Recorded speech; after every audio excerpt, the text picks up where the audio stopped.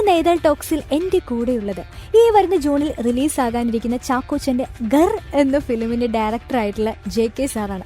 Hi sir, നമസ്കാരം. Welcome to the show. Thanks Anusha for having me. നമ്മുടെ പൃഥ്വിരാജിന്റെ എസ്ര എന്ന ഹൊറർ മൂവിയിലൂടെയാണ് JK എന്ന ഡയറക്ടർ മലയാളികൾക്ക് സുപരിചിതനായി മാറിയത്. ഡയറക്ടർ മാത്രമല്ല, എസ്രയുടെ റൈറ്റർ കൂടിയായിരുന്നു സാറ്. ഇപ്പോൾ ഏറ്റവും പുതിയ മൂവി ഗർ റിലീസ് ആകാനിരിക്കുകയാണ്. സിനിമയുടെ ടൈറ്റിൽ കുറച്ച് വെറൈറ്റി ആണ് കേട്ടോ. എന്തുകൊണ്ടാണ് ഗർ എന്ന പേര് സെലക്ട് ചെയ്യാനുള്ള കാരണം? ഈ സിനിമയുടെ ഒരു കേന്ദ്ര കഥാപാത്രം ഒരു സിംഹമാണ്.